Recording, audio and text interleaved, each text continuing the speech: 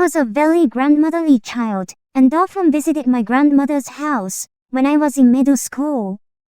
She was my grandmother on my father's side, but my father had died in a tragic accident when I was very young. My grandmother, who had lost my grandfather early in life, was very protective of me, saying that I was her only blood relative. However, my mother did not get along with my grandmother very well, and we never went into her house together. I made it a routine to visit the shrine with my grandmother every Sunday morning. She was a very religious person, so we always went even on rainy days, and we never missed it since shortly after my father passed away. I loved visiting the shrine because my grandmother's hands were so warm. She would always put her hands together, bow deeply, and pray with her eyes closed for a long time. I would always say a simple prayer and watch her serious face. After she was finished, I would always ask her, "What were you praying for?" I would ask. My grandmother would just smile and never answer. I didn't mind. I just looked forward to the ice cream she would buy me on the way home each time and chatted with her as I went. This is a sudden change of subject, but I have had a strong psychic ability since I was a child and was always plagued by psychic disturbances. I had Kimbe every day, and I had insomnia because I could not sleep for days on end. Even when I was sleeping, I was touched on my legs and stabbed in the stomach with a needle-like object, and it escalated over the years.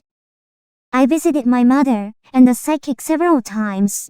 They charged me a lot of money and no matter what I did, nothing worked, so I gave up.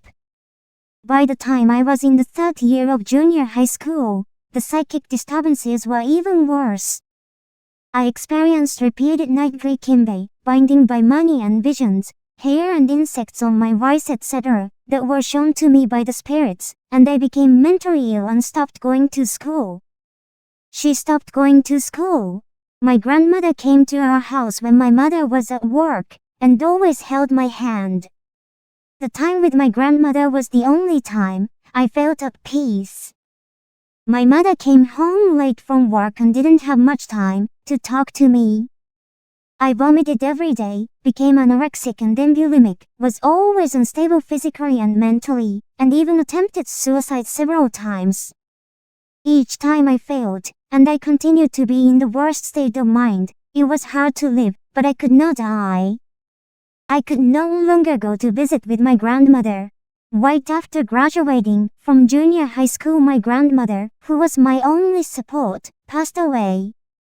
I cried a lot. I retreated to my grandmother's room for a while. I spent many days crying, hugging the clothes she used to wear. Even then, my mother went to work with a nonchalant look on her face.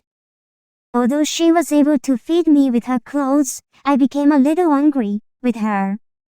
About 2 weeks after my grandmother passed away, I gradually noticed that I was no longer experiencing psychic disturbances around me.